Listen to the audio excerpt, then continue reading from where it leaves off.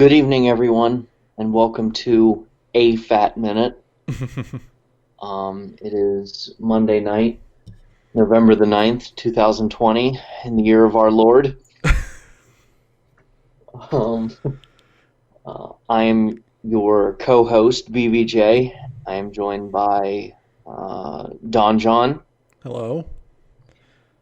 Tonight, we will be talking about the election that just happened. Well, I mean, it's really been going on for the last 4 years, but that the votes started being counted less than a week ago, hmm um, and that in of itself is part of the problem that they some early votes weren't counted before that. But yeah. Anyway, I won't drag this out. Donnie, I pass it to you for opening statement.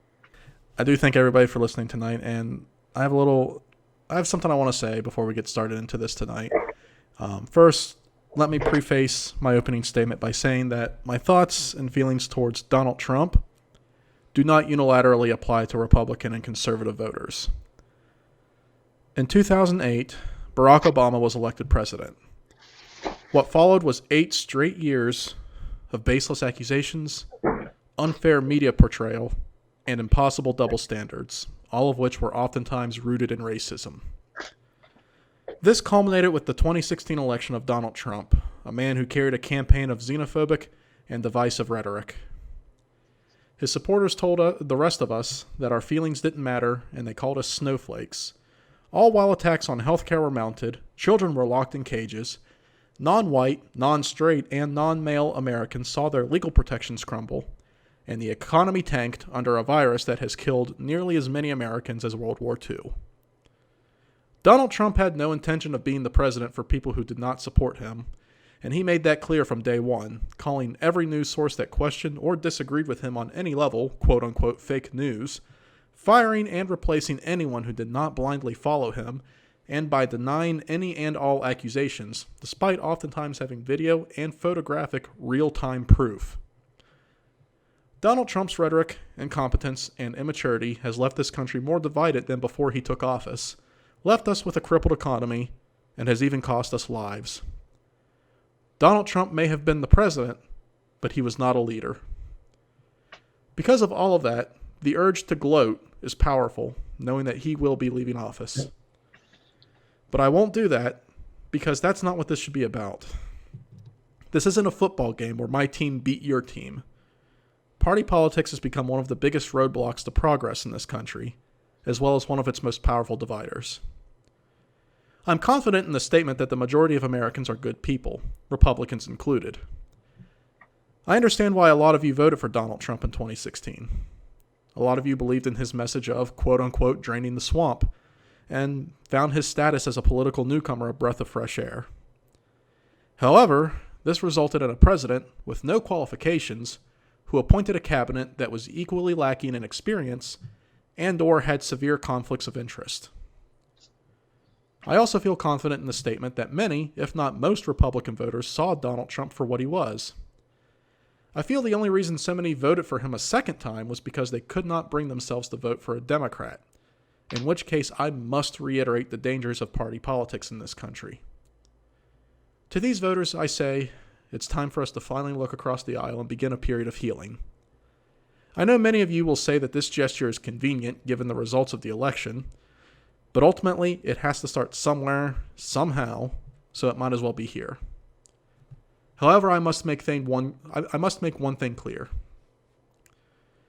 Too many people voted for Donald Trump because they connected strongly with his hateful, xenophobic rhetoric. Watching the first black president greet a successor who was openly endorsed by the KKK was one of the most heartbreaking moments I've ever witnessed.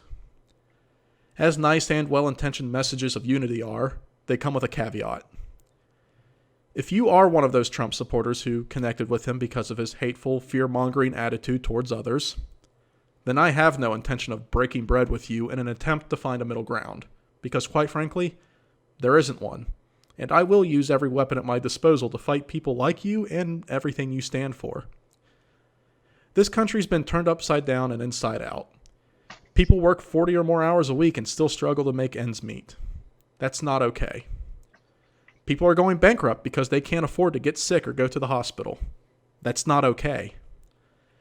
People are attacked and treated differently because of who they are, who they love, and who they pray to. That's not okay. Don't misunderstand me. I don't expect a switch to flip on Inauguration Day and the world to suddenly be perfect. After all, we elected a president, not a wizard. The next 4 years are going to be difficult. Americans left, right, and center are scared and angry. However, that shared fear and uncertainty that has divided us can now bring us back together now that we no longer have a president who is fanning the flames of these fears. All of that being said, when Blake and I started the Fat Minute, we knew we wanted a show that covered everything we found interesting. Too many podcasts are just about movies or just about TV shows. We are complex individuals and wanted to entertain a complex audience. Because of that, we have shows like tonight that are more serious in nature. While tonight's show may not be as quote-unquote fun as other episodes, at the end of the day, we are entertainers, and one of my favorite things about being an entertainer is being able to give people a break from the harsh reality we all live in. I've always believed that one of the most unifying and healing things in the world is laughter. If the current political landscape and state of this country has you worried, let me say that we feel the same way, even if for different reasons.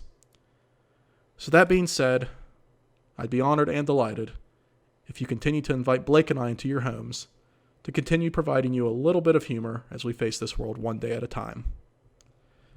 I'll pass it back to you, Blake. Thank you for that. I guess it's one of those episodes where, like, I don't even really know where to begin, but I just think it's a little amazing how exactly 4 years ago this morning was the morning that, everyone had to more or less accept the reality of Donald Trump's election. Mm-hmm. I remember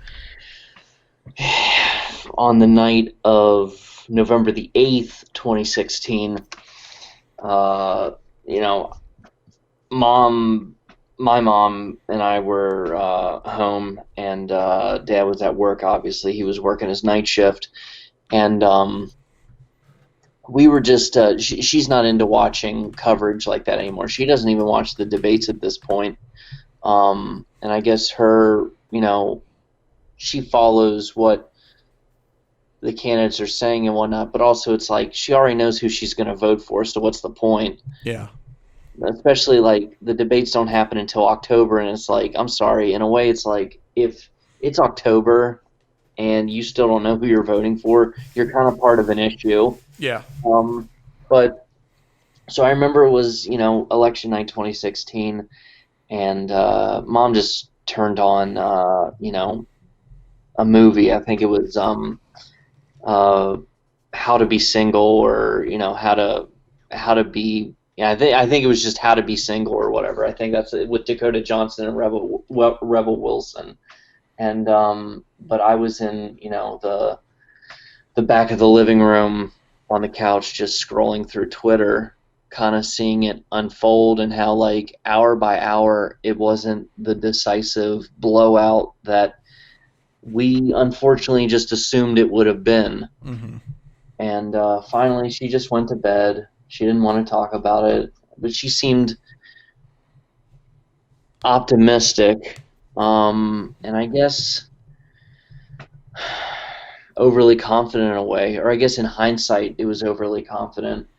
But I remember I was up until 11 o'clock, midnight, 1 a.m., and I think it was by 1 a.m. more so. I don't think it took all the way until 2 or 3 a.m. Mm-hmm. It was like 12:30, 1 a.m. where it was pretty clear, like, some shit got fucked up. Mm-hmm.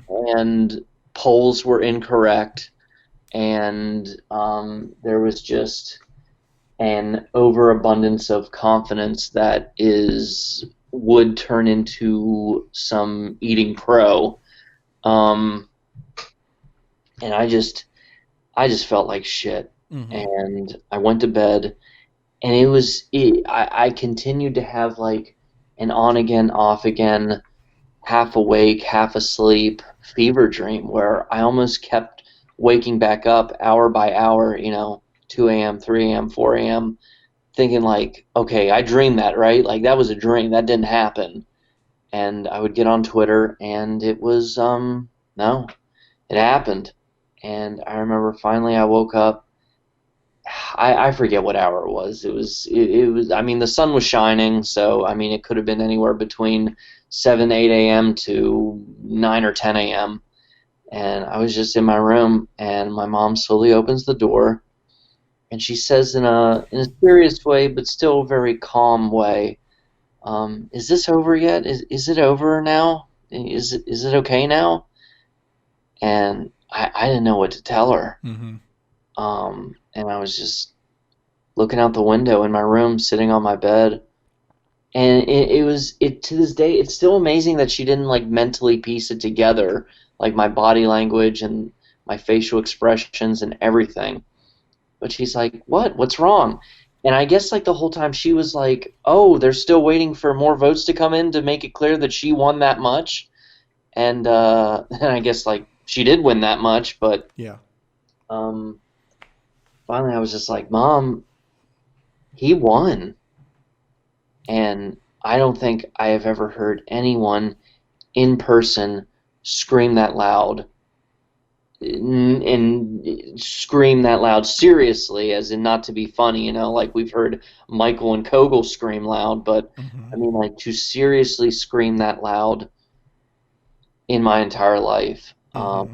I thought she was going to drop dead right in front of me. It was probably the scariest morning of my entire life. Mm-hmm. I thought her heart was just going to burst, but and that was just literally the rest of my morning and just half of my day. Um, what memories do you have that night and that morning, Donnie?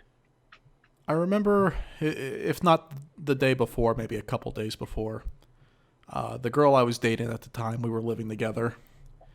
And I remember we were talking about the election.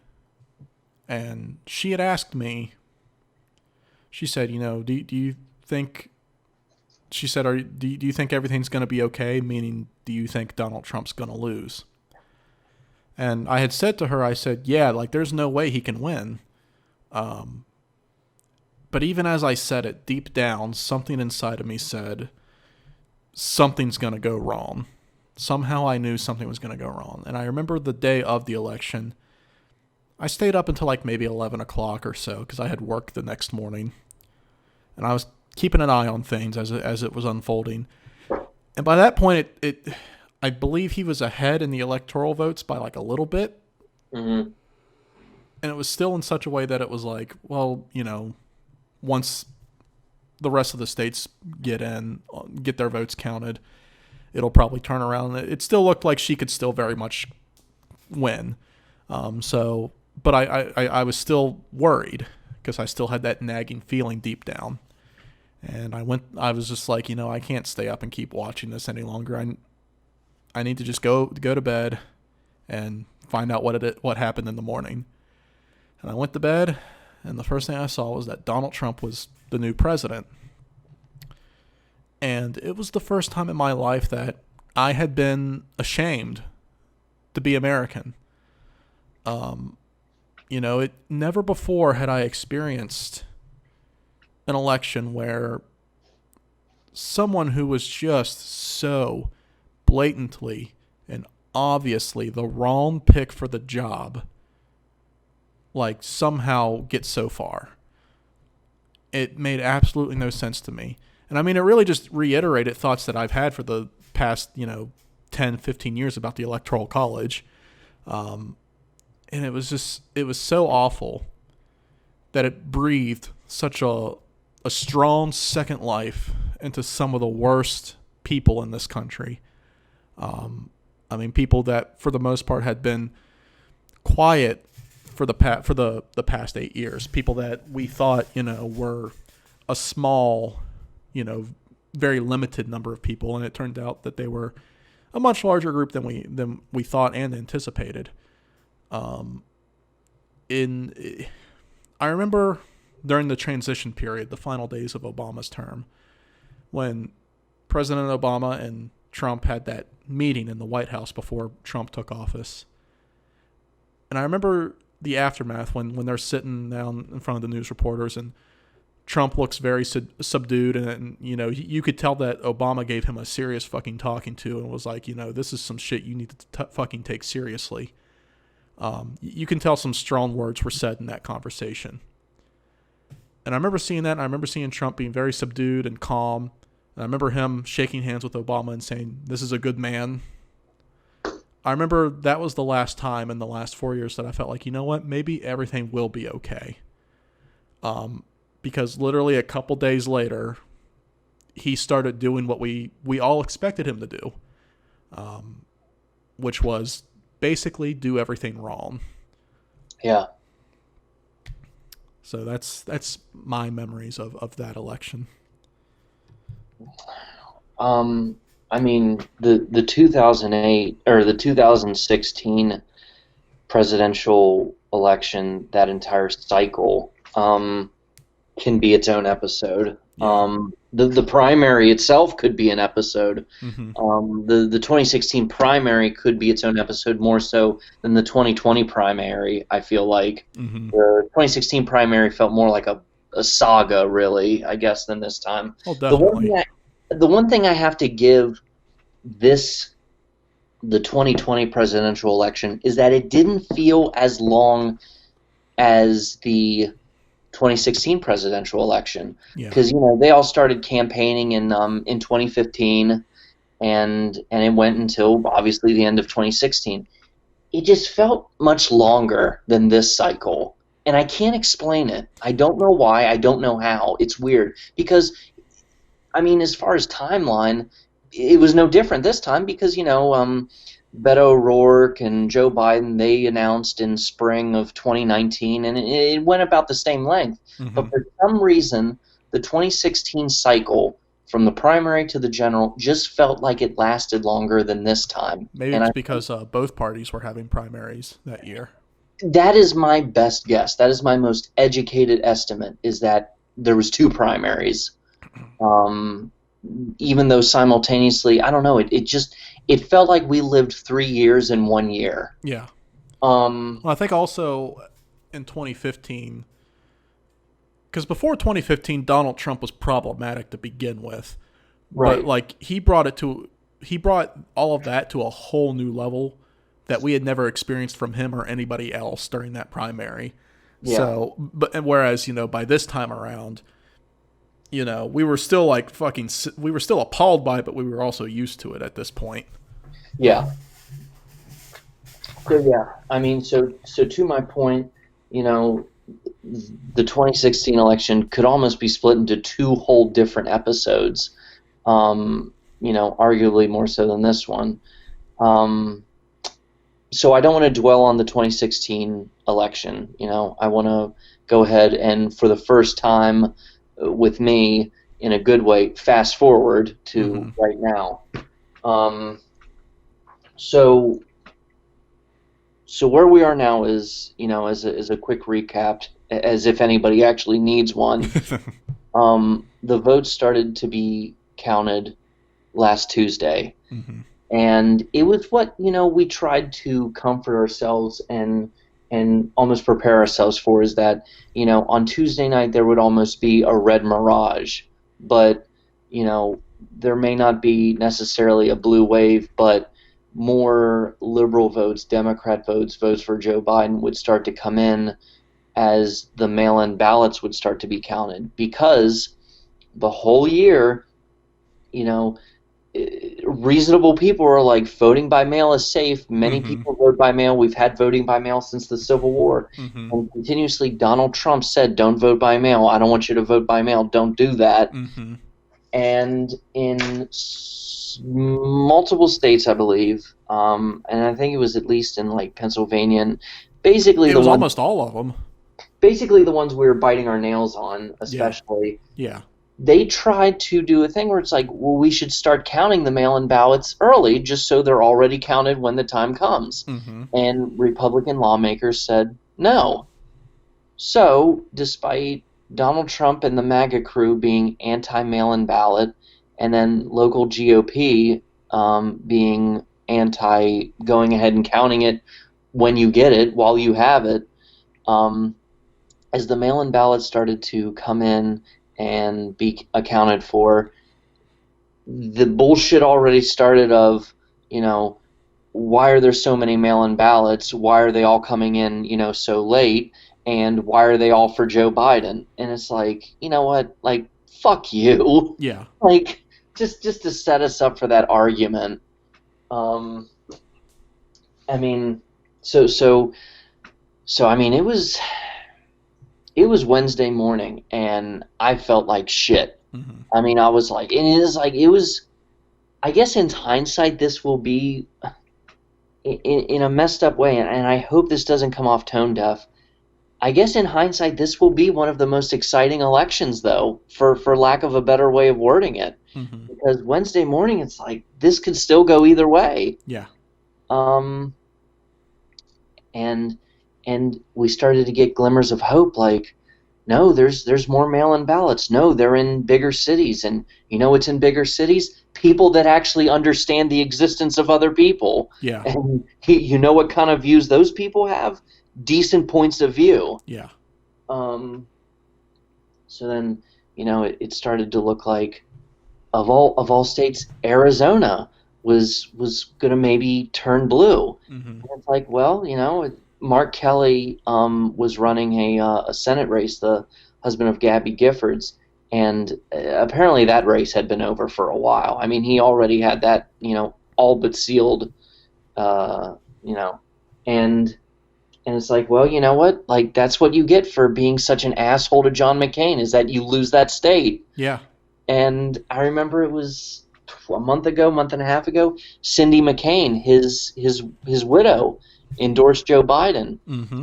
And as it started to look like, Arizona was going to look more and more blue, guys on Twitter were like, thanks a lot, Cindy McCain. This is partly your fault. And it's like, yeah, I think that was her intention. Like, I think that was kind of the point. Yeah.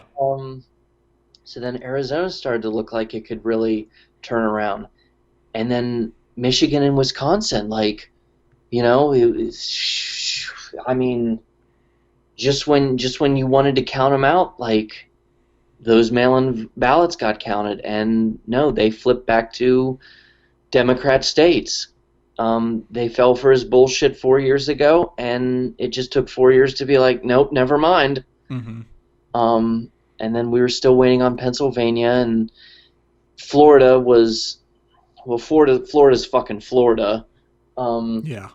A big issue with Florida was that apparently 20% of the mail-in ballots were just misplaced, and the Postmaster General just shrugged his shoulders, and that was all there was to it. 2000 all over again. Yeah, 27% could have very much been enough to flip the state back to blue. Mm-hmm. I mean, we can argue about coulda, woulda, shoulda, but honestly, Florida looks like Florida just wasn't going to be blue this time. And then it was Ohio was still red. Very disappointing there, but I mean, if I'm not mistaken here, every time a president has been elected, they win Ohio. So would this be the first time Ohio was not needed, or I guess needed? I don't know another word to use for it, but would this be the first time a president had been elected without Ohio? Because I'm pretty sure that was like the big deal in 2012 and 2016.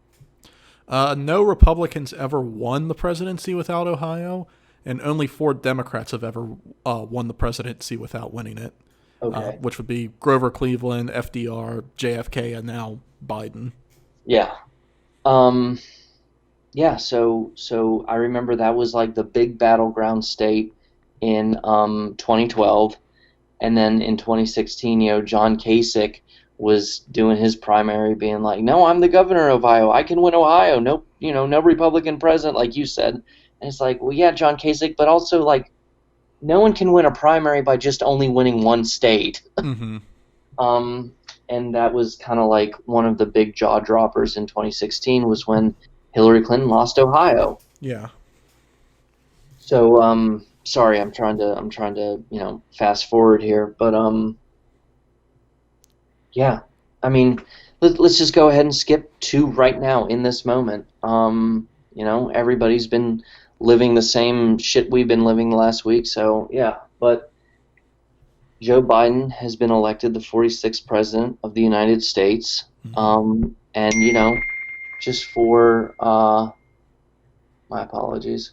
Just for a little bit tonight, I want to talk about our reaction to that and our reaction to the reactions of others. So I got us to this moment. Donnie, what thoughts and feelings do you have other than your opening statement on your mind right now? Joe Biden was not my first choice, um, but I am confident that he will be a very competent president. Um, One thing that I really respect about Joe Biden, I mentioned before how Donald Trump had no intention of being the president for people who didn't support him. Joe Biden is the polar opposite. He's up there saying, I am your president whether you voted for me or not, which is what the president should do. And I mean, you can see it in the electoral map for this past election. I mean, obviously, excluding Ohio, Joe Biden managed to flip the majority of the Rust Belt back to blue, Yeah, which is a big deal. And a big reason why the Rust Belt and so many in other states like the Rust Belt, for example, states like Texas, because people forget Texas used to be very Democrat about 30 or so years ago. yeah, The reason these states have gone Republican is because, to be quite frank, the Democrat Party has basically abandoned them, or at the very least, the voters there have felt abandoned by the Democrat Party. People in the Democrat Party have sort of forgotten about the old school blue collar working class of America, unfortunately. And I think Joe Biden acknowledged that, and he put in effort to remedy that. And I think it's obviously paid off for him. So now I hope that now that he's in office, he continues that momentum and remembers that those people voted for him, and they flipped those states back to him because they believed in him. So I yeah, hope he repays the favor in that regard. yeah, Like I said, Joe Biden was not my first choice. I would have much rather. I think I would have much rather had somebody more progressive like Bernie Sanders in office. But I am so absolutely tired of people who are more progressively leaning, such as myself, going on this rant about how Joe Biden and Donald Trump are the same. They fucking aren't. yeah, They absolutely fucking aren't. Donald Trump, the guy who has been an absolute bigoted, divisive, xenophobic toddler for the past 4 years, who has smeared the good name of America around the world, who has completely ruined our relationships with other countries and as well as our political clout with those countries, and has just turned our entire country upside down, is not the same as the guy who passed a few policies and supported a few policies that ended up not being that cool. yeah, And I mean, a lot of people point to like certain policies he passed it in regards to law enforcement and judicial stuff in terms of how they ended up being prejudiced. And to that, I say, you know what, that's awful that they ended up being that. But how much of that is his fault, and how much of that is the fault of the courts and everyone else who enforced those laws? Did Joe Biden, help make those laws with the intention of being prejudiced, or did the courts enforce them with the intention of being prejudiced? yeah. There's a lot of context that people tend to forget. Interpretation. Yeah.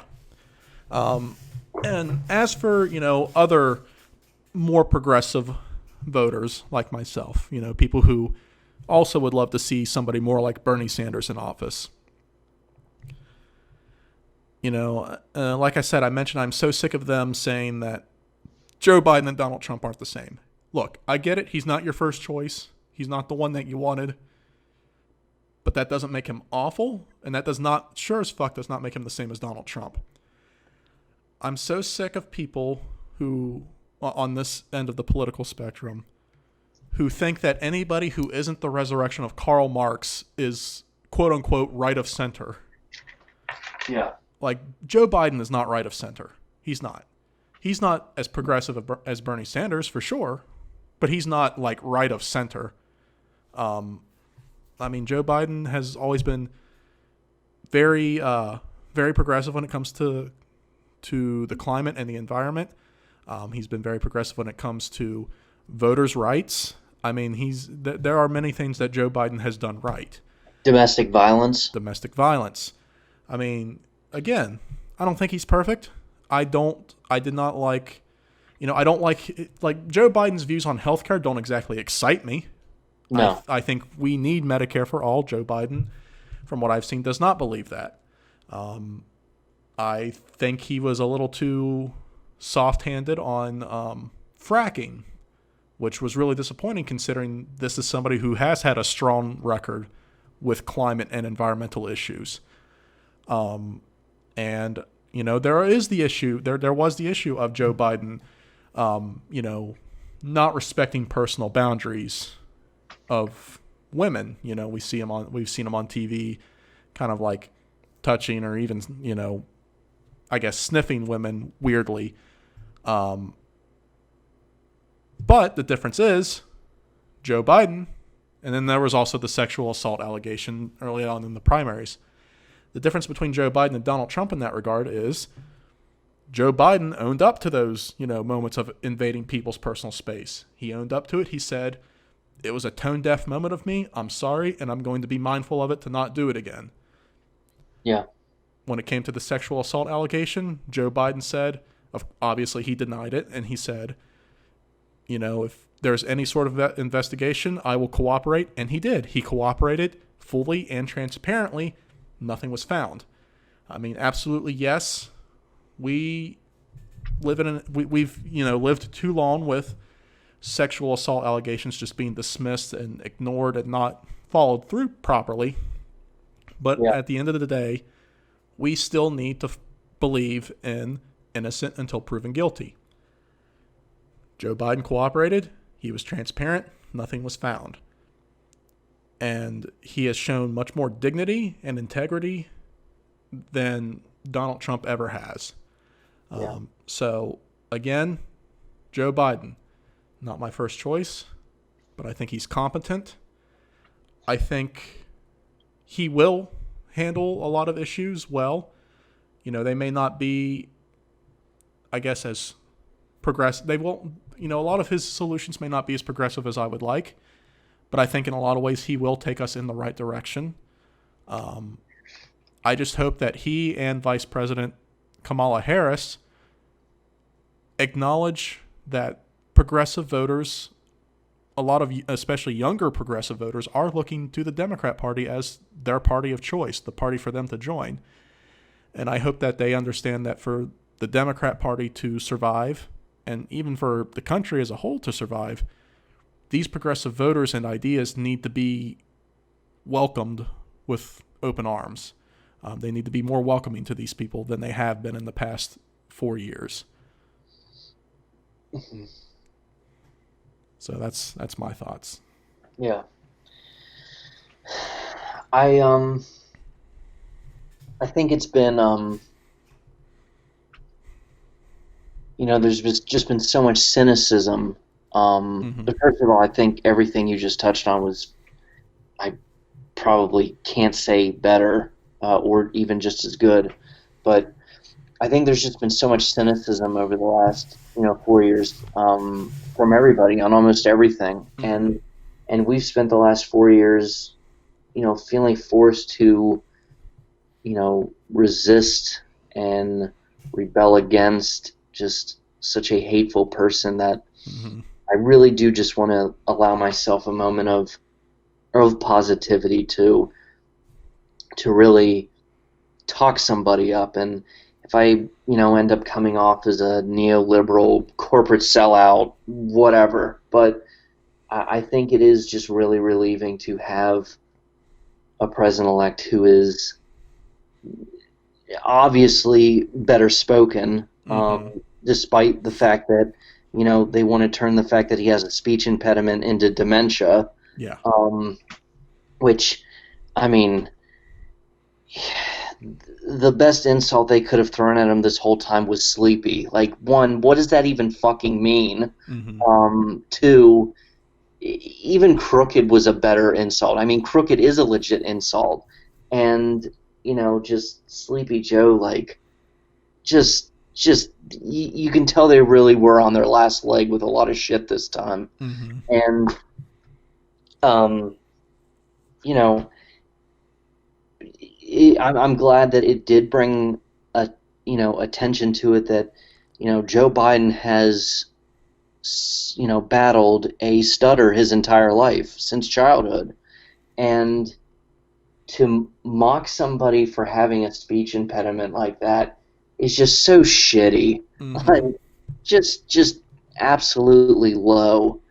Um, so someone who is better spoken, and you know what? One of the things I was just thinking about today is, and I'm sure you've seen it, just on Facebook, being like, I guess the people who kind of lean right, but kind of had to, have buyer's remorse and suck it up, but they tried to have the poster like, well, just remember, no matter who wins the race, God is still in control. And it's like, I need you all to just leave that out of this for once. Yeah. But I guess also in another way, those people must feel really conflicted with the fact that they back somebody who was defeated by somebody who actually believes in God, because Donald Trump is not religious at all. No. Um, he, I guess, tries to court the religious right, but that's one of the other differences between him and Joe Biden, is that Joe Biden actually believes in God. So it's kind of hilarious, though, that that's how it played out. I mean, Um, that's the whole reason Donald Trump made Mike Pence his vice president, was to it was Mike Pence was basically Donald Trump's insurance policy in that regard. yeah, yeah, um, yeah. Which, you know, Donald Trump fakes it, but then with Mike Pence, you can tell he really believes in some of that Old Testament stuff. Yeah, he And believes in the bad parts of the Bible. you know what? Like, someone who legit really believes in it, and then someone who only pretends to, I don't know which one is more frightening. Right. That's a real toss-up. But, you had someone that actually is spiritual, who is faithful with that. At least, at least the kinder, more accepting, inclusive parts. Mm-hmm. Um, and then someone who, more than anything, and this is said by so many to be his superpower, is someone who is extremely empathetic Mm-hmm. and is able to relate to grief Mm-hmm. and loss. The video that I had posted on Facebook that was going around was the special needs son of the man who was killed in the Parkland shooting. Mm-hmm. Um, it's You can't fake that. Yeah. I'm sure you can try, other people have, but someone who is truly sincere, that is what they look like, and that's what they sound like. Mm-hmm. Um, and I am relieved with that. It's, I don't know, for the first time in a few years, we were able to breathe for a day, I feel like. Mm-hmm. And I even was able to sleep a little better that night. And Yeah. you know what? Maybe, I don't know. And that's coming from people who, we are still among the privileged. We definitely did not struggle or suffer even 1/10 as much as other people did Right. the past few years. So But as much, I saw those people who did struggle, and it fucking broke me to see it. yeah, I mean, yeah, the from kids in cages to, to just a complete petty, spiteful, um, lack of interest in science, Mm-hmm. stuff that progresses us, stuff that moves us forward. And no, it was just nice to be able to breathe for a day. But I want to get into now our reaction to others' reactions. Mm-hmm. Let's talk about allegations of voter fraud. Mm-hmm. Um, Donnie, where do you want to start us off with there? Well, I mean, like you mentioned earlier, the allegations of voter fraud because the mail-in ballots were overwhelmingly in favor of Joe Biden. I mean, even before the pandemic, it's been a known phenomenon that left-leaning voters typically vote early or by absentee, and conservative voters typically vote in person. And I mean, there's multiple reasons for that, but that's been a known phenomenon that younger people tend to vote by mail or vote early, and then older people tend to vote in person. So this isn't anything new. Also, like you said, Donald Trump said, "Don't vote by mail." So I don't think he or his supporters should be surprised that no mail-in ballots came in for him. Mm-hmm. So I mean, again, it's a known phenomenon, and it's only obvious and expected that phenomenon would be multiplied by this pandemic, where people don't feel safe waiting in line amongst other people for hours on end. So I mean, and as far as allegations of voter fraud in general, I mean, there's never any evidence of voter fraud anytime anybody accuses somebody of it, like 99% of the time. Mm-hmm. I mean, like in 2016, they talked about, the 3 million votes that Hillary got more than Donald Trump. It was all illegal immigrants. I know someone who is married to an immigrant, and she was straight up like, yeah, I couldn't vote even if I couldn't vote even if I fucking tried to. Like, people don't understand how the immigration process actually goes in this country. And just how convenient that exactly on the dot, those 3 million votes were all illegal. Yeah. Just the ones for her, nothing for Donald Trump was illegal. Right. It's also funny how these people right now who are shouting about voter fraud aren't crying about, the Senate and the House results. I mean, it was all on the same ballot, It is a case of sour grapes, plain and simple. Yeah, I mean, like, you're honestly going to spin this and want us to believe that we were able to rig the election against Donald Trump, but we weren't able to rig it against Mitch McConnell and Lindsey Graham. Right. Once again, like you said, they were on the same ballot. Like, yeah. And this goes back to, like, with me being like, I really, it almost started off as a meme where, they would accuse the Democrat, right-wing pages would accuse the Democrat Party of wanting to do this, wanting to do that, and it became Facebook groups, that made fun of it, such as, quote, conservatives once again threatening us with a good time. Mm-hmm. And like I said, you would hear shit like, if Joe Biden wins, if you elect any of the Democrats, a transgendered person will teach your child witchcraft and martial arts. It was like shit like that all the Fuck, that sounds awesome. It's like, how do we vote for the imaginary version of Democrats? Because they sound like they know how to party. Yeah. But yeah, but then it almost did evolve into a serious feeling of mine being like, you know what? Like, I really wish the Democrat Party was as all-powerful as you accuse them of being. Because then more shit would get done quicker and sooner. Mm-hmm. And like, I promise you, if we were able to rig this against Donald Trump, Mitch McConnell would not still be there either. Yeah. He would be gone too. Yeah. It's like talk about Use your fucking brains, people.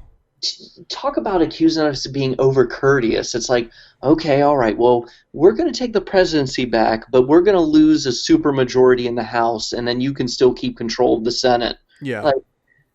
Nah, man, it'd be like all or nothing, winner take all. Yeah. But yeah, again, it was on the same ballot, and like you said, how Donald Trump accused all, the surplus of 3 million votes for Hillary Clinton all being illegal. The way it looks like right now, Joe Biden's going to beat him in the popular vote by 5 million. Mm-hmm. As Colin Jost on Saturday Night Live Weekend Update said, by his own logic, he fucked up his big guns, which was, I'm going to be like the tough on immigration president. So by his own logic, he allowed 2 million more illegal immigrants to slip in and slide in a vote against him. So, which one is it? You can't, have both, or maybe necessarily what I want to say is you can't not have both. If he really did get, I guess, duped like that, then you have to admit that he fucked up. Mm-hmm. You have to admit that he sucked at the immigration game. Right. But it's a venting episode, Yeah. You were right to write a little something in the beginning. I guess I'm trying to improv this, but I don't know. So with the Senate, I can't imagine, a master plan where it's like, okay, we'll still lose that. Yeah. Let's go into and then we have MAGA accounts and Donald Trump Jr. Posting a popular talking point is we're supposed to believe that Joe Biden is more popular than Barack Obama and got more votes than him. And it's like, oh, how convenient. Like, now you're willing to admit that Barack Obama was popular. Right. And it's like we just had a higher voter. Like, this is the highest voter turnout we've had since, I believe, 1900. I mean, yeah, there were more votes because more people voted. And, I mean, it's just so very obvious that the majority of this country fucking hates Donald Trump. Yeah. And I still believe that most people who voted for Donald Trump only did because he had the letter R next to his name, which is just a host of problems in and of itself. That, yeah. But I don't want to let them all off the hook. Oh, no, absolutely not. There are people who voted for Donald Trump who did it simply because they are atrocious and they connected with the most atrocious parts of his message. Yeah. I mean, when you hear about the stuff that he had been spitting since day one, I mean, if you're going to vote for him, then you need to own it. I don't want to hear you blame it on economic anxiety. Yeah. It's just cowardly. Yeah. And it's like the people who did vote for him who try to be like, who try to, I guess disprove, like, oh, he's not racist, he's not xenophobic, he's not hateful. I ask them this. If Barack Obama had said the things Donald Trump had said, but had said them about white Christians, would you be okay with it? Yeah. Yeah. Yeah, I mean, I told you, I said this to you and Trevor in a group chat, I think just already a few months ago. Mm-hmm. If there was a black candidate who was basically the liberal Donald Trump, if there could even be one, maybe that's just an oxymoron, but for the sake of the argument, if there was a liberal Donald Trump who was a black man, a black woman even, and kind of had the same attitude as him, the same personality, and called cops pigs, and called Christian Americans believers in voodoo, and just said hateful stuff. Um, they would have their life threatened before their first rally. Yeah. I mean, just give me a break. Yeah. Um, just not just the stuff that happened in the last 4 years. I mean, this year alone, 2020, with all the racial injustice. I mean, racial injustice existed before 2020, but that it finally, people really started to put their foot down on it this year. Mm-hmm. And the global pandemic. You can't tell me that a large number of people are going to have an opinion on this, that we're going to have something to say, that we're going to have an input.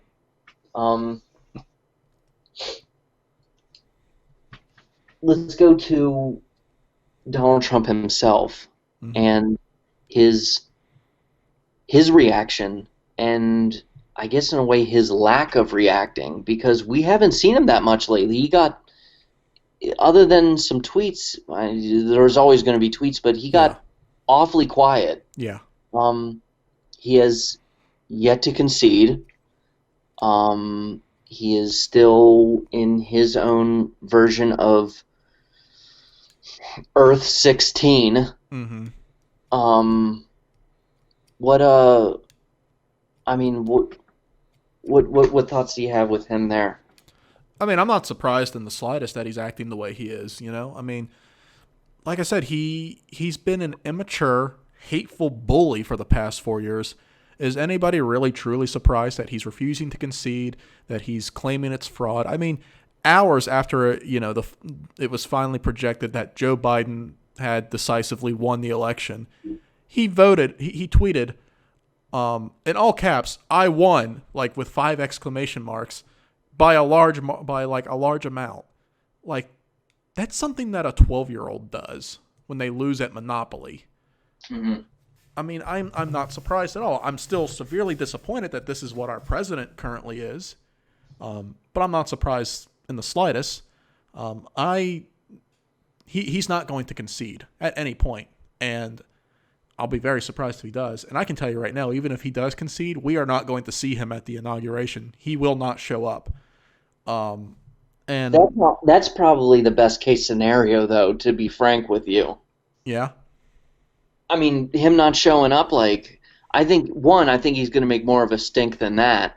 And 2, good, I don't want to see him there. Well, I mean, I'm sure he's going to try to make some kind of a stink, but ultimately, what can he do, that has any sort of lasting impact? Like, at this point, at 12 noon on January 20th, 2021, he is no longer the president, period. I mean, the worst thing I can see him doing is refusing to leave the White House, in which case he's going to have a fun time when those guys who've been protecting him and for the past 4 years suddenly pick him up and carry him out by his feet. Which, you know what, I totally volunteer for the job of dragging Donald Trump out physically, out of the White House. Like, I would love to fucking chase after a greased up little piggy like a Texas rodeo. I think that'd be a great fucking time. I also just want to see firsthand what happens when an overgrown child gets told no for the first time. But back to the main point of, how he's been acting and reacting. Again, I'm not surprised at all. I mean, the upside though is, him just kicking a stink and shouting that, he won no matter what anybody else says. I say let him keep doing it. Let him keep shouting at the air, because all he's doing is wasting his last several weeks in office doing absolutely nothing.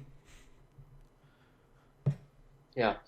I mean, it's better than what I originally thought was going to happen, which I thought he was going to spend his last 10 weeks in office just trashing the hotel room before the next guy came in.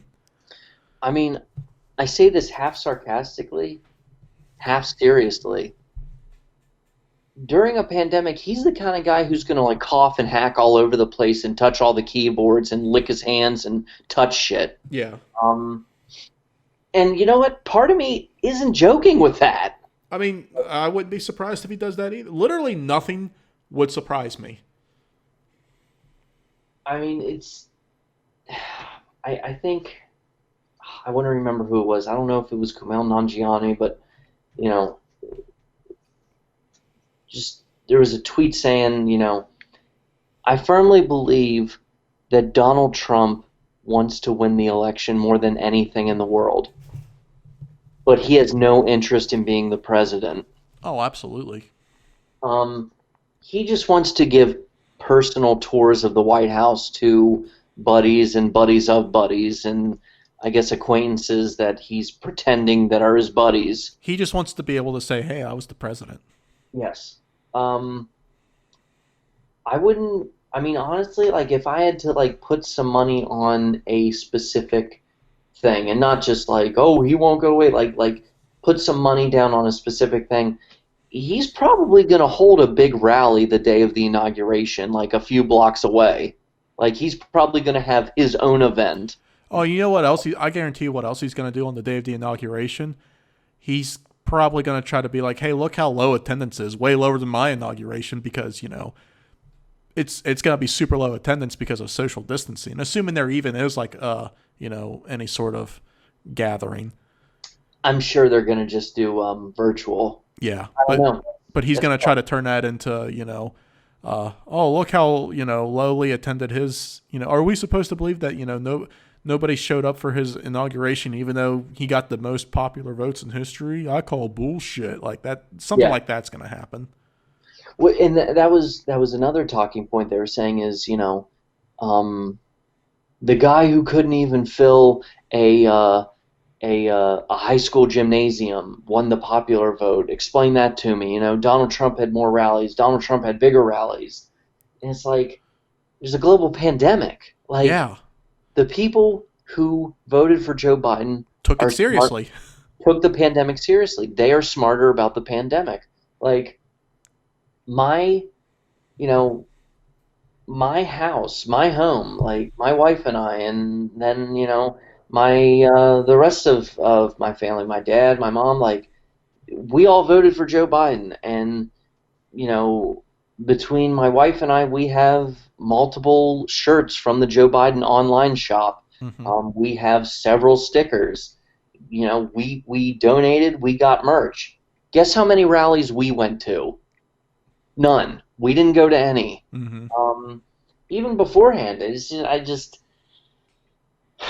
even before the pandemic, I just didn't. I'm just not really a rally person. Right. Um, I mean, going to Barack Obama's final rally in 2008, we were able to get, a spot there at the last minute. We lucked out thanks to my sister, but you know, rallies don't equal votes.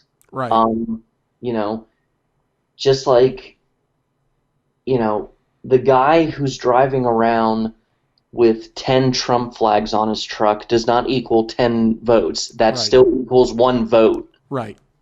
Um, you know, uh, I don't have one. I don't have a boat at all. But I wouldn't deck it out in a candidate because I'm not a fucking weirdo. Yeah.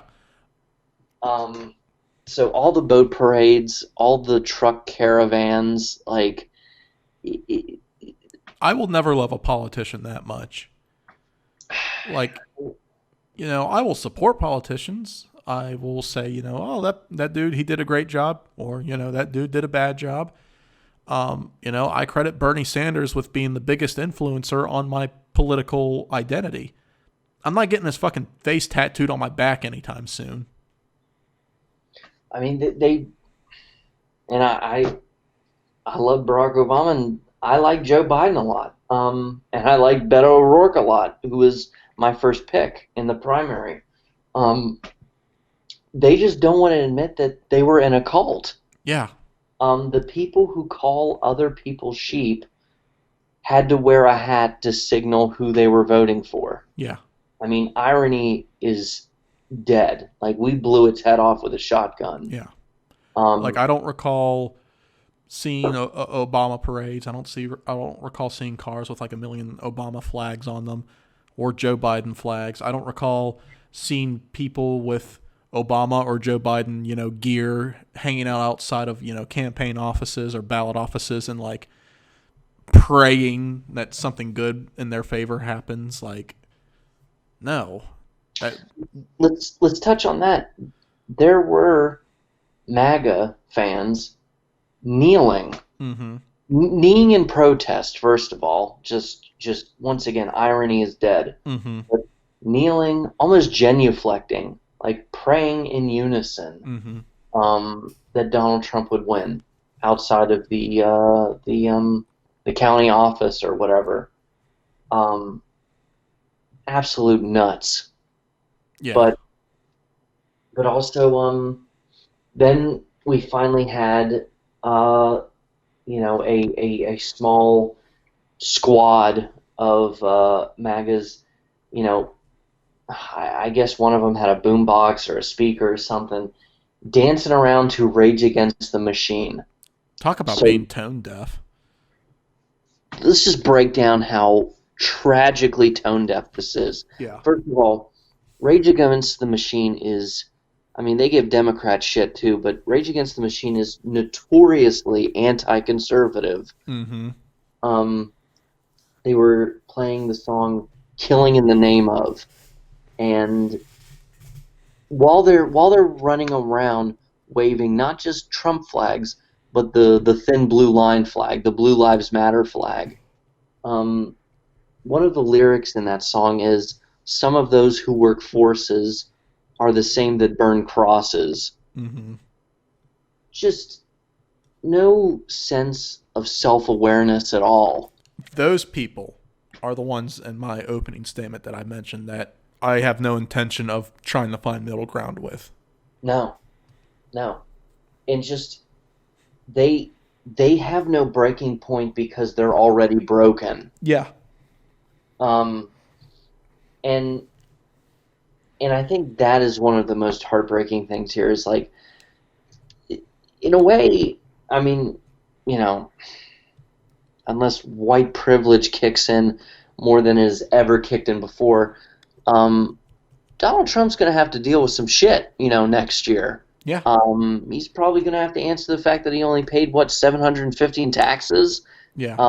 He's going to have to answer for still some shady shit with overseas stuff as well. There's a lot of parties standing outside of different courthouses just counting down until January. But if it weren't for that, he'd have it made. He gets to have Secret Service for the rest of his life, and he gets to go back to either his penthouse with a gold toilet to shit on, Mm-hmm. or his private golf club in Florida, and just hang out for the rest of his life, Yeah.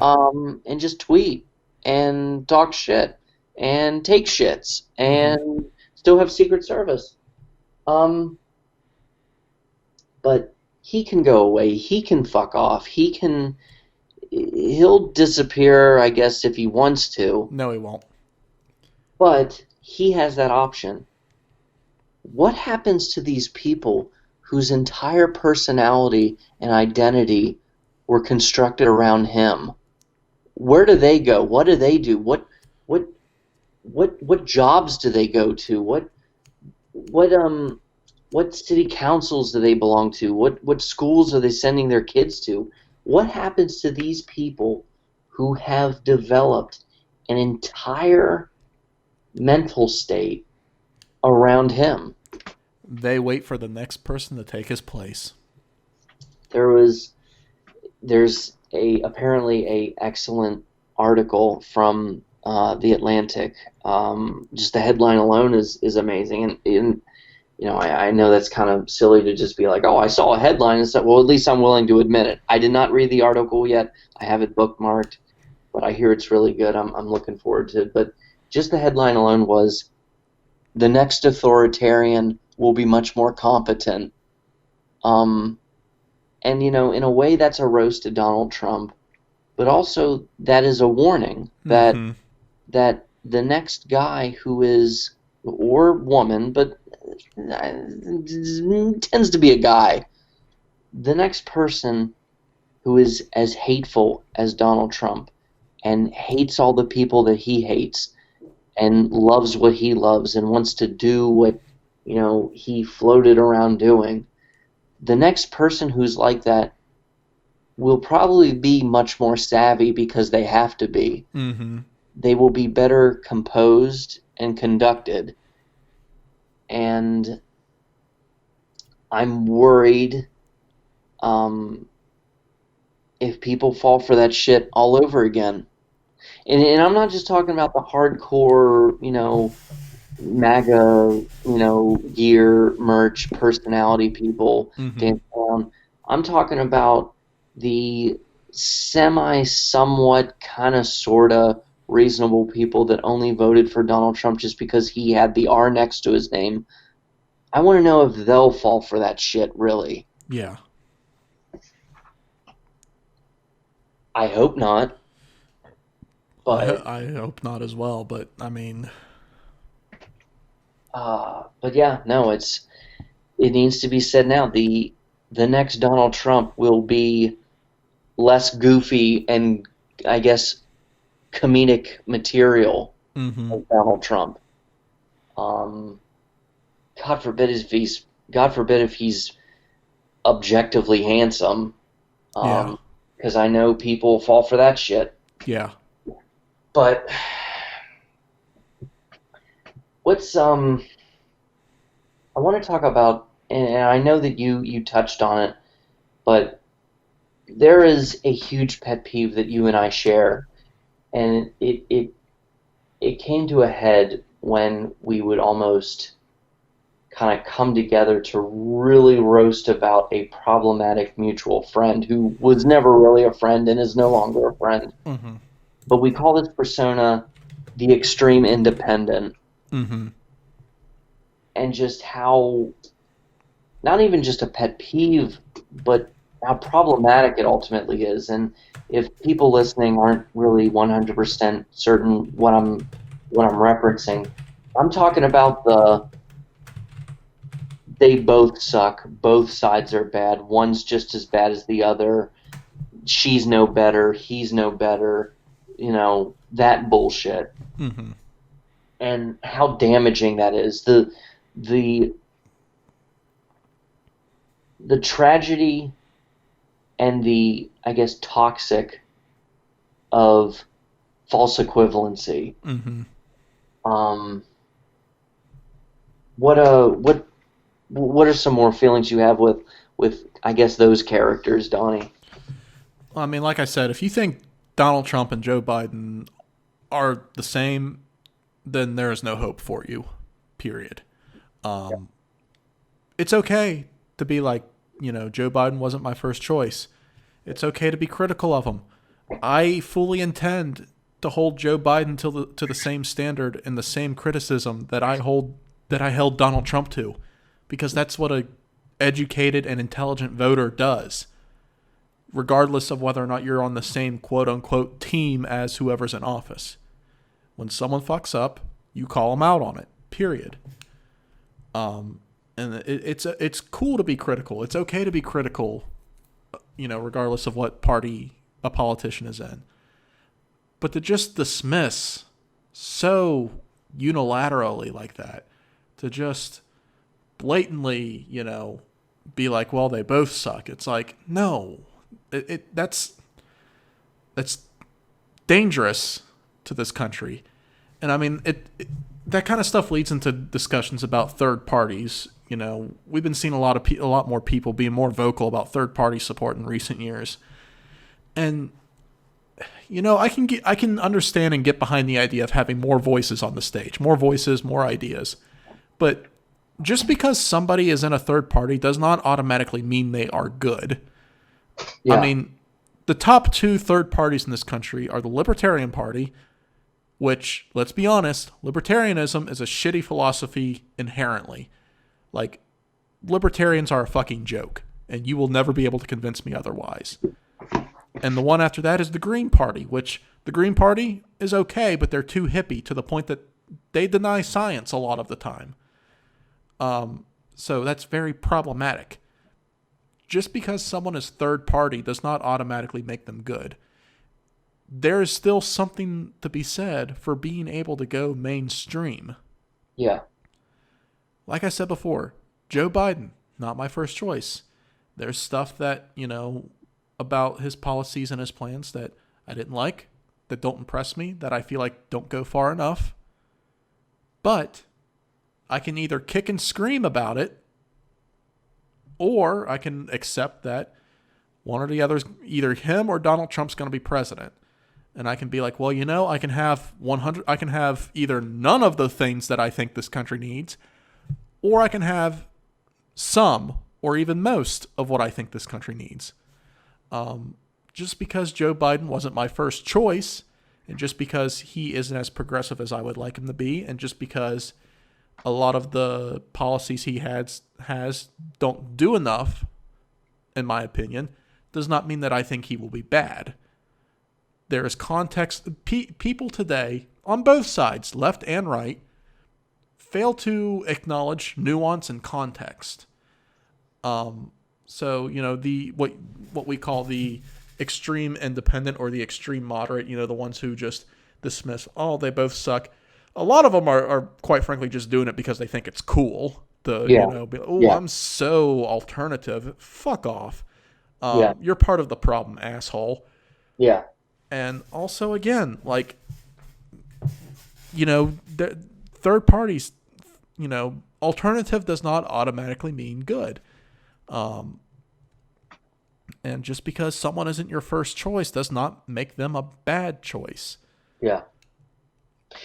You touched on, and another thing about the extreme independent is, I guess what infuriated us even more with certain personal examples was we couldn't help but notice that, for as much as they claim both sides suck, they're both bad, one's no better than the other, we couldn't help but notice that they only seem to argue with liberals way more. Yeah.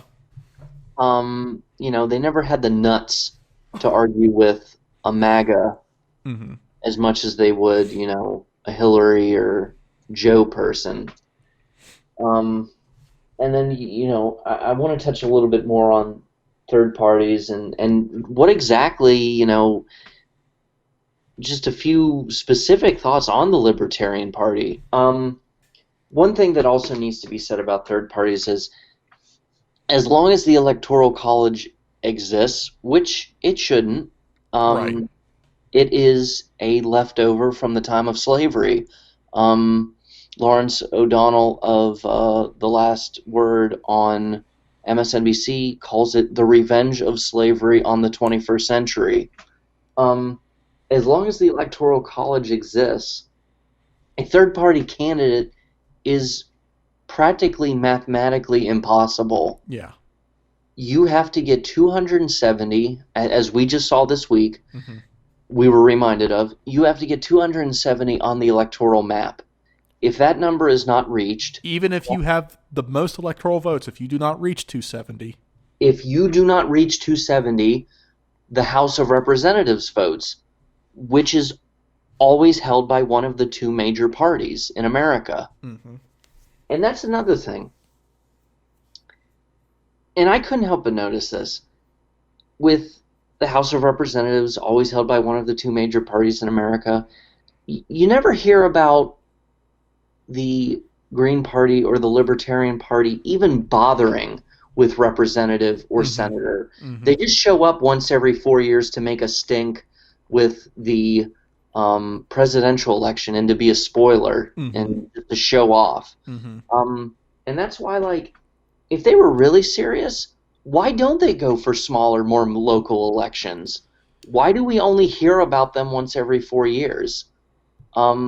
That's kind of shitty in and of itself. I mean, I think Gary Johnson was governor of New Mexico.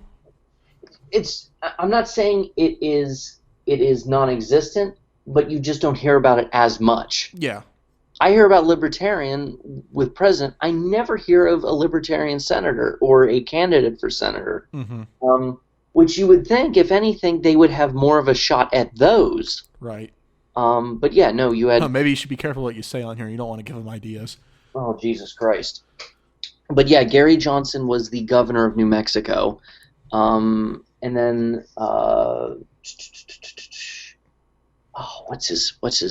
Jesse Ventura was the governor of Minnesota, I believe. Yeah. But yeah, so there, and then Bernie Sanders is is a registered independent. He is the longtime senator of Vermont. Mm-hmm. Um, but yeah, you don't hear about Jill Stein going for, I don't know, almost anything else. Right. She didn't go for it this time, um, but yeah, that's kind of leaves me a little sore. And then to your point is, you know, what exactly did people like about Gary Johnson or Jill Stein or Joe Jorgensen, if that's how you pronounce her last name? My apologies. Forgive my ignorance if that's not quite it. But what exactly did you like about them other than, oh, well, they weren't Hillary Clinton or Donald Trump or Joe Biden? To this day, no one was ever able to tell, no one personally was ever able to specifically tell me anything about Ralph Nader. Yeah. It's just a hipster vote. Yeah. It's a hipster choice. And the rare oddball person who is able to come up with some sort of quote unquote coherent argument for why they like that specific candidate, for example, like Gary Johnson or Joe Jorgensen, their reasons are still shitty and wrong. The reasons are still shitty, or it is a policy that is already supported by one of the other major candidates. Yeah. I had somebody who actually was able to list reasons why they like Joe Jorgensen, and I'm just like, those are not reasons to support a candidate. Joe Jorgensen basically was running for a job that she didn't believe should exist. Yes, and that is a problem. There needs to be more of a light shined on what exactly libertarianism is.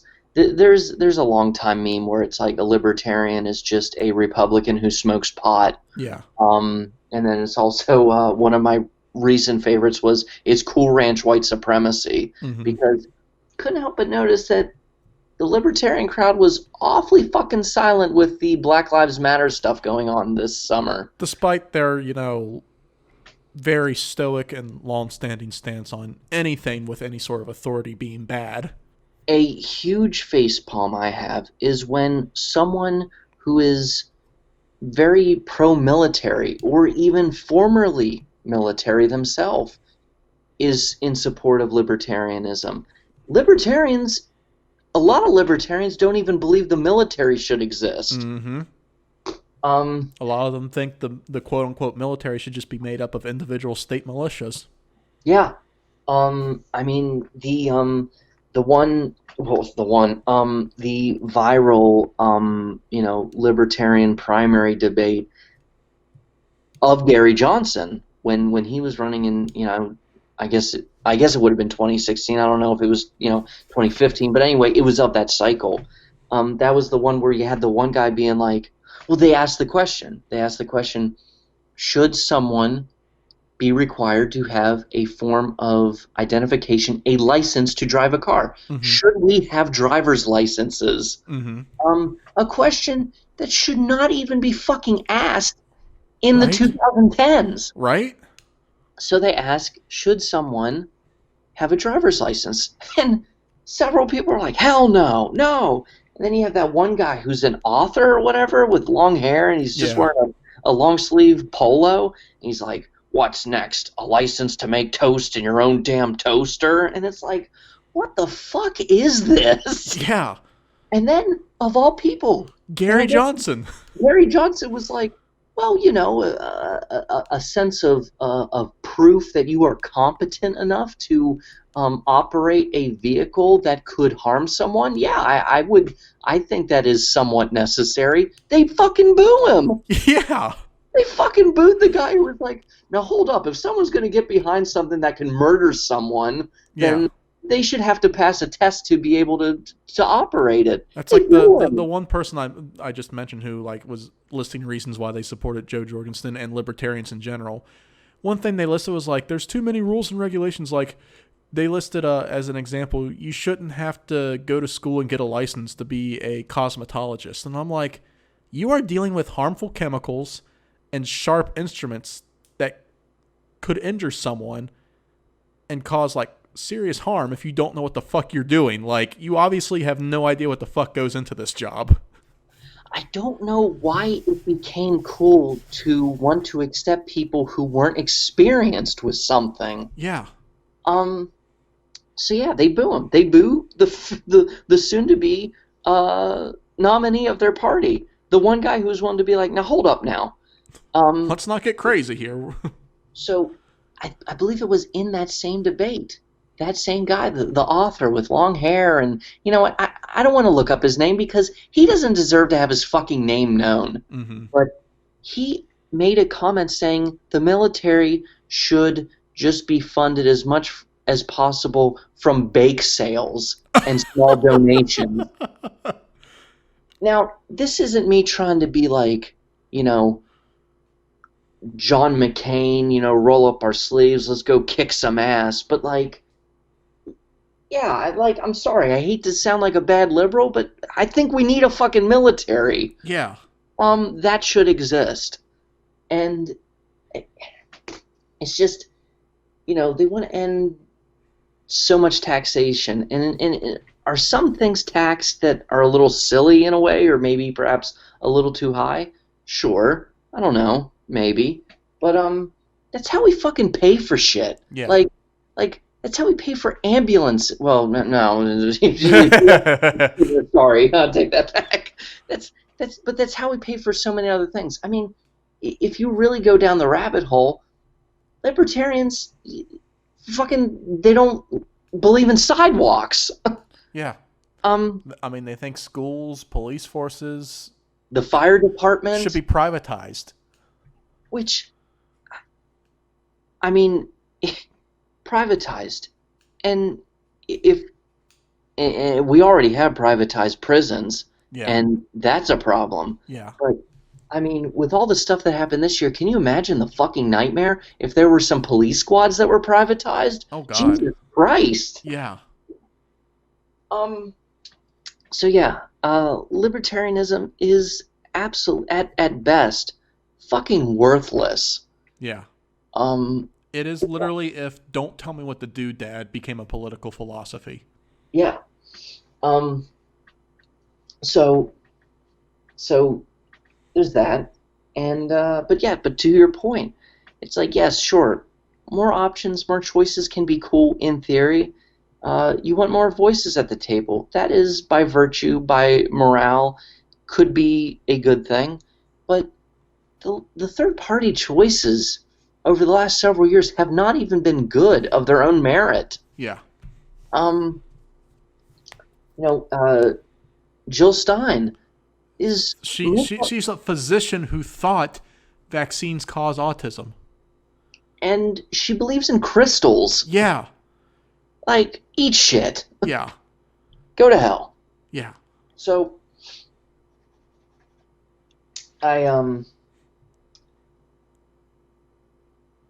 onto the, or back to the both sides suck, point.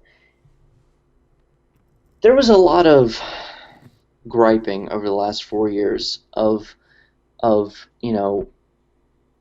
MAGA trying to disguise themselves as the independents, the moderates, the real moderates were MAGA. Mm-hmm. And they were like, I think what people have really been turned off by with the left is how preachy they are. How they're virtuous, righteous, holier than thou, socially. How they call out too much stuff, which essentially the translation is, now don't get me wrong, I think racism can be uncool, but you know what's really annoying? Complaining about racism. Yeah. Which really turned into a monstrosity of a mess. What other examples can you think of that was really someone or people, not to name names, just people tragically missing the point or even falling face first into a point and still somehow missing it. Oh fuck, that's that's a long list. Why don't you take that one first? I mean, I would just say the example that I just did. That people are like, yeah, sure, I don't like racism, but I also don't want to hear about it. Like how damaging that is. And it's not just lazy, it's I mean this goes back to that, a relief it was to elect someone who has shown empathy, has the capacity for empathy. But, people that just don't want to hear about your problems. Mm-hmm. And that was something that, my mom, made a point to teach me my whole life is just because you do not personally experience a problem, that does not mean that it is not a reality or even the norm for countless others. Um, it's. I remember.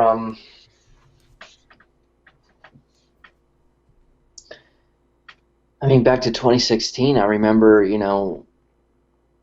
the people that were heartbroken, that were scared, at what had just happened, and they were mocked for crying. They were mocked for being afraid, Mm-hmm. and that we do this every 4 years, and every 4 to 8 years, get over it, and Yeah. just completely dodging that time was different than all the other times before. That we had someone who was the culmination, the embodiment of so much of what people were afraid of, and that you can't just assume that just because you're comfortable, everyone else is comfortable. Right. And I mean, I this think this that, country very much has a problem in general where too many people think that problem if a problem is way worse than another country than it is here, then this country doesn't have that problem. I mean, a good example would be after the 2016 election, after Donald Trump got inaugurated. The day after, there was the women's march all across the country, and a lot of them were wearing those pink hats and everything. And the march was about women's rights and equality, gender equality, and stuff like that. And I remember seeing a lot of people, and one that stands out to me is a YouTuber JonTron, which fuck him. Um, I remember him posting shit saying like, he legit tweeted, if you are able to go to McDonald's and buy a Big Mac without wearing a burqa, you are not oppressed.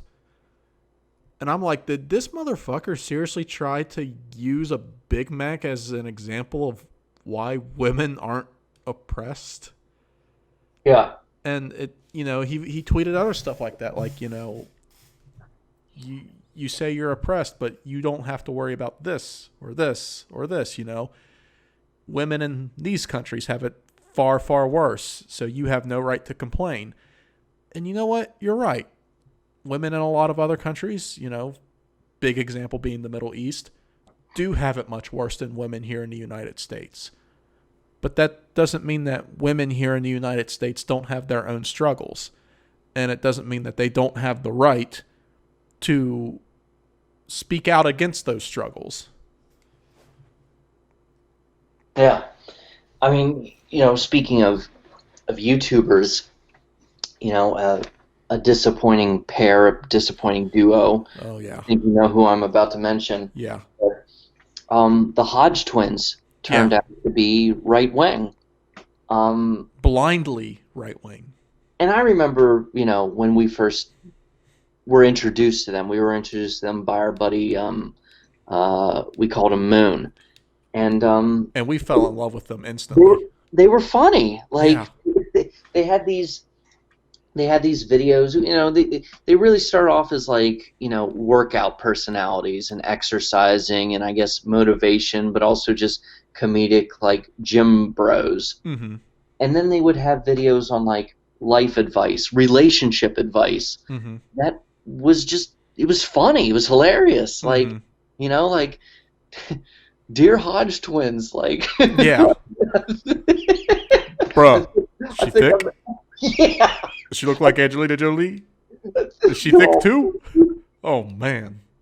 I think I met the girl in my dream. She looks like a thick Angelina Jolie. And this is, Bro. it's it's funny, and they'd use terminology like busting nuts and them walls and Mushroom tip. yeah, yeah, and but finally, uh, something weird happened. Out of nowhere. I was hanging out, and I was like, you know what? I haven't checked on them in a while. I wonder what they've posted lately. Mm-hmm. And I opened up one of their accounts. I don't know what was the first app I did, but I looked at the first. I looked at the first site, and I was like, "Wait, what?" And it still had that blue check mark or that white check mark, whatever the white check mark and the blue circle or whatever the fuck. But I It was was like, verified. "Wait a second." And then I went to one of their other pages, and I was like scrolling up and down. I was like, "What is this?" And it was like right-wing conservative talking points. Mm-hmm. Like, and it was around the 2018 midterm election. Mm-hmm. And it's like mocking Stacey Abrams and and just how make America great again, and Hillary Clinton was a loser, and then I saw how they went on an episode of Louder with Crowder, Ugh. Steven Crowder, which, Fuck him. you know what? I'm still all for making that an episode in and of itself one day. Fuck, I'm all for inviting them on just so we can fucking yell at them. But they were on an episode of Louder with Crowder. And if you don't know who Steven Crowder is, Good. if you do not know who Steven Crowder is, he is basically Ben Shapiro for dude bros who don't want to admit that they get their opinions from a Jewish guy. Yeah. So they went on Louder with Crowder, and they said how Obama really left us in the shit. He really left us for dead or whatever. And it's like, hold up a second. 2009 to 2017, we were introduced to you in like 2013. I think that was the year, Donnie. Yeah. And it was like, you made a comfortable living, because, I saw the house in the background. I saw the rest of your house. I saw the living room. I saw the bedroom. You made a comfortable living off of, hanging out with your twin brother, who's your best friend, lifting weights, and going to the gym, and just making YouTube videos talking about lifting weights and having sex with girls in your heyday. Mm-hmm. That sounds like a pretty good fucking life. Right? I don't see the part where you suffered. Now, I don't know if there were some bills you had trouble paying at the time, but judging by you being able to have a video every day of, once again, you talking about thick Angelina Jolie's and, how, they forgot your biscuit in the box in the drive-thru, which is a literal episode Yeah. of how they went to get, a baker's dozen of biscuits, and they forgot it, and they go around the drive-thru, which is a hilarious video in and of itself for its time. But anyway, the fact that you made money, you made monetization off of content like that, doesn't seem like it was that bad. Doesn't seem like you had that bad of a time. Like, a part of me is still waiting for the Hodge twins to come out and be like, oh no, we were just faking that the whole time to make money off of people. I don't know which one's worse. Yeah. Once again, that goes back to, I don't know which one's worse, meaning it or pretending to mean it. Yeah. So yeah, you had that, and I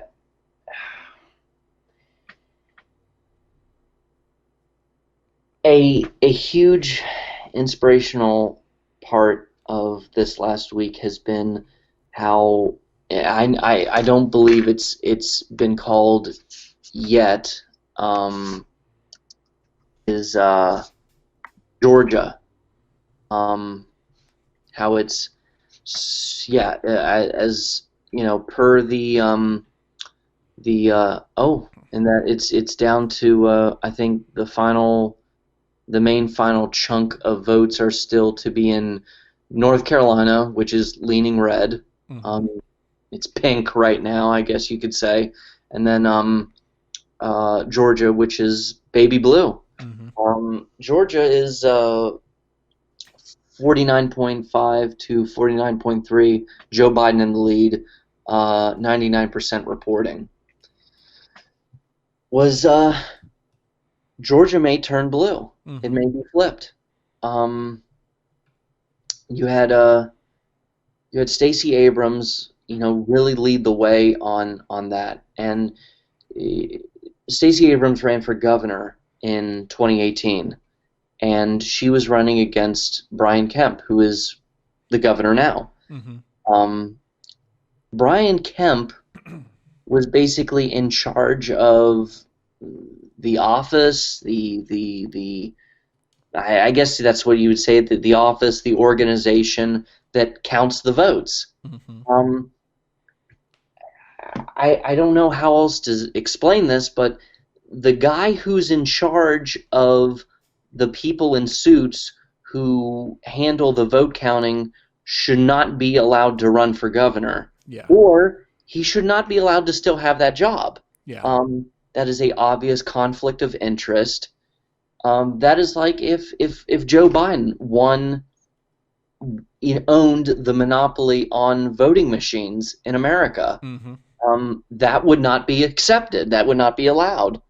But so Brian Kemp was more or less, give or take, in charge of the votes. And what do you know? He won. He got the most votes. How about that? By Right. a razor thin margin.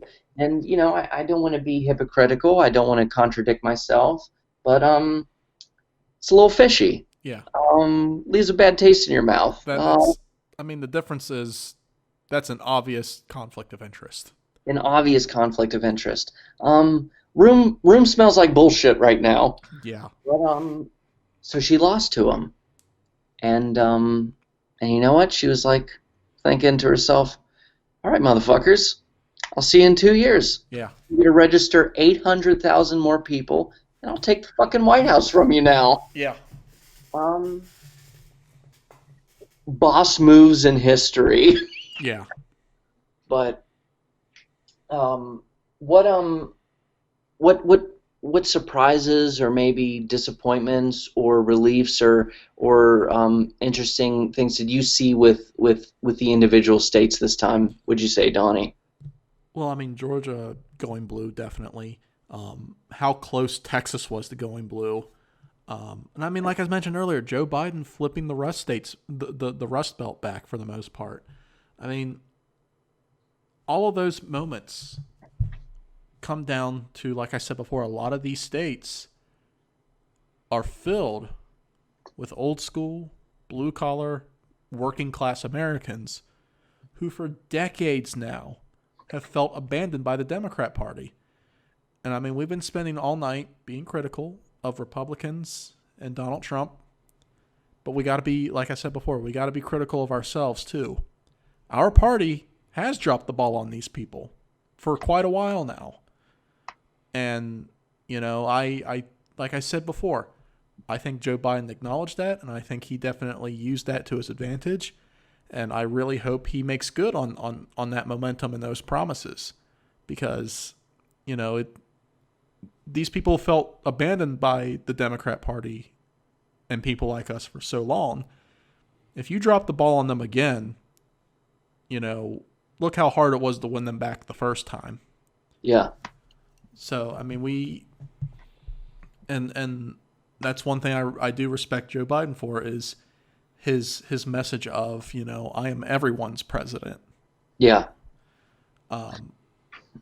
And it's like I said, we need the Democrat Party also needs to once again our party needs to be more welcoming to these newer, younger, more progressive voters. Because, the progressive voters, a lot of conservatives make jokes and memes about them, saying like, they, socialism and communism, and they want to tear down the country. But it's like, the thing is, these younger, more progressive voters care more about, they actually care about other people. They actually, even if they Yeah. disagree with them, you see them caring about these old school blue collar workers more than a lot of these other people. I mean, you even see like a good example would be AOC in the Senate. She had an interview recently where she said she pointed at talking about Joe Biden. She was pointing out like taxi drivers and waitresses and stuff like that. She was like, if life isn't better for these people, then it doesn't fucking matter in the end. Yeah. We are only as strong as our weakest person. Mm-hmm. So again, it's very important that Joe Biden stays true to that message of I am everyone's president. Yeah. We need to be more progressive, and we also need to remember that those old school blue collar workers who still roll up their sleeves for work every day, they still matter. And they deserve to be as comfortable and as healthy as the white collar worker in New York City. Yeah. It was I think it was Joy Reid on MSNBC who said that she summed it up. She described him as Joe Biden fights for the worker who takes his shower after his shift rather than before his shift. Right. And I had never heard that expression before, but I think that works out really well for him. Mm-hmm. You had mentioned Texas. I'm still looking forward to the race where Texas finally reach the tipping point and flip blue. I think it's coming very soon. And I mean, like, in Bernie Sanders' book, Our Revolution, that he wrote after his 2016 campaign, very good read. I highly recommend it. I highly suggest it. He mentioned when he went down to Texas during his campaign, and there were count them, two whole representatives from the Democrat Party in the entire state. And he's like, this is exactly why the Democrats don't win Texas. And it comes back again to how a lot of these states have fell abandoned by the Democrat Party. Mm-hmm. Yeah. I think that Beto O'Rourke's Senate campaign in 2018 showed that he was running for a Texas that didn't exist quite yet. Mm-hmm. Almost, but not quite. Mm-hmm.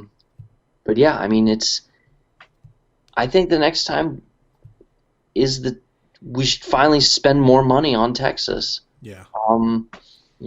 But it's not just about, it's not just about necessarily Democrats hitting snooze or going elsewhere. Texas is a very much voter suppressed state. Absolutely. They have, there's obviously gerrymandering is an issue everywhere. Mm-hmm. But they have a governor that would only allow one ballot drop-off box per county. Mm-hmm. And there are counties that have big cities in them. Sometimes, there was 2 nearby cities. Mm-hmm. They were responsible for filling thousands upon thousands of ballots in one box. Mm-hmm. Not only, that's also just kind of just briefly mention their governor absolutely drops the ball on the pandemic. Texas and Florida hotspots. But yeah, Texas is very much a voter suppressed state. But Mm-hmm. I think it can be a reality if we really tried and we really spent some money down there. Mm-hmm. Beto O'Rourke only being able to do so much during a pandemic, but thanks to phone banking and virtual and digital means, really worked his ass off the rest of this year Mm-hmm. trying to get it as close as possible. And his theory was completely sound. It was that if Joe Biden was able to flip Texas blue, there would be no possible way of contesting the results. Donald Trump would almost be forced to concede. Mm-hmm. But then by the same token, I guess Donald Trump could have turned around and been like, see, I even lost Texas. Like, something's definitely up. Right. I don't know. But no, I think this was a very healthy and therapeutic discussion. I think we did a really good job at keeping it on a vent rather than a rant. Mm-hmm. Um, do you have any other thoughts and feelings, other things you wanted to touch on before we start to play out? Well, I guess final thoughts. I guess to Joe Biden and Kamala Harris, congratulations. Good luck. Remember that you are in charge of. You are responsible for everyone, not just the ones who voted for you. Be more mindful of those young political voters that are becoming aware. Because I'll give Donald Trump this one thing, and it's not even anything that he did. It's just a byproduct of him. Because of Donald Trump, we have seen people who have, for the most part, dismissed or ignored politics become so much more politically aware, and who have scrutinized current events much more diligently. And I think for the most part that has become a very, very good thing for this country. And I've seen it especially with a lot of younger voters, which I think is great. So I say, Joe Biden, Kamala Harris, good luck, congratulations. Be mindful of those younger voters coming in because they're looking at you hardcore. To Donald Trump, see you in hell. See you in court. Yeah. I said a few episodes ago that Joe Biden reminded me of my pop. My pop, shares same faith, same heritage as him as well. He was even a hugger, loved hugs, big into hugging. But I think, when I see how it played out, obviously we wanted this to be more of a blowout, more of a landslide. We wanted it to be, I guess, as decisive as 2008 was. Mm-hmm. But it turned out to be a little more complex than that. And I mean, yes, we can go to how we had to flip stuff back. We still have places that we necessarily still need to bother with a little bit more, still need to put more work into. Mm-hmm. But also, once again, there's still a lot of voter suppression, and Absolutely. And it's also become apparent that there is going to have to be a reinvention of polling as we know it. Mm-hmm. But I mean, technically, when you depending on how you look at it, it was still a blowout. He won by 5 million votes. It's the Electoral College that wasn't the landslide. And I mean, that just brings up another discussion of how the Electoral College is bullshit. yes, and yeah, that was something that I was approaching was, the only reason this was really as quote close as it was because we're still going by an outdated system. Mm-hmm. So he will have still won the popular vote by 5 million.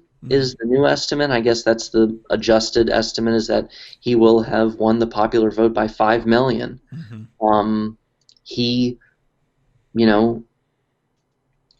had those 27, 29% of ballots been found, quote, found, Mm-hmm. or really just taken back in Florida, um, who knows what could have happened there. And like you would brought up, more than once, he was able to successfully flip back a majority of the Rust Belt, Pennsylvania, Wisconsin, Michigan. Um, you know, so it's still a comfortable electoral turnout, and it is an even more comfortable vote turnout. So, and he will have won more votes than any other presidential candidate in American history. Yeah. So I don't want to hear how he underperformed or how he missed the mark or how he his narrative failed. Um, he showed empathy, and he was able to connect to people that felt not only forgotten but betrayed. And Joe Biden's entire life has been about getting knocked down and still getting back up and proving that you should have never counted him out. And that is as Irish Catholic as it gets. And I was I wish my pop could have seen this play out, but I mean, in order for that to have happened, I would have had to also witness my pop's reaction to literally anything from the past 6 years, which would have been fucking wild. Mm-hmm. Um, and for my mom's sake, I'm glad that she didn't have to wake up to what we woke up to 4 years ago this morning. So I did enjoy the phone call I had with your mom after it was announced. I'm glad. Any quick quotes you wanna share before we call it? I mean, I particularly enjoyed how your mom called Melania Morticia and gave her shit over tearing up the rose garden. And in the same sentence, she was talking about how she was worried that Don Jr. was going to pour concrete down the pipes of the White House. Yeah. Um, I also enjoyed how she said she was sending me a birthday card, which was very nice of her. It's So very nice. thanks, Mama Jones. She's the best at what she does. That she So is. so I wish she was my mom. I don't know whether to laugh or cry. Um, so I guess I don't have any final zingers on, the main subject and topic of the episode. Just a relief, and let's just hope the hotel doesn't get trashed too poorly the next 2 months. Yeah, I mean, like I said, it is a time for us to start healing as a country. It is time for us to start trying to close this divide.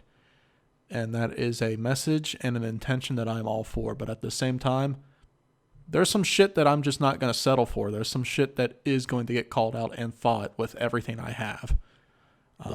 Yeah. Some stuff we've talked about here tonight: voter suppression, civil rights. These are things that there is no middle ground on, because these are not political issues. These are basic rights issues. Yeah. And we have entered an era of this country where a side has to be picked, and you can either be on the right side of history or the wrong side of history. Yeah. So Well, I definitely urge everybody to really examine, critique, and be critical of what side you're on. yeah. So with that, I am BVJ. You can follow me online at Puka Saucy. Um, Donnie, your outro.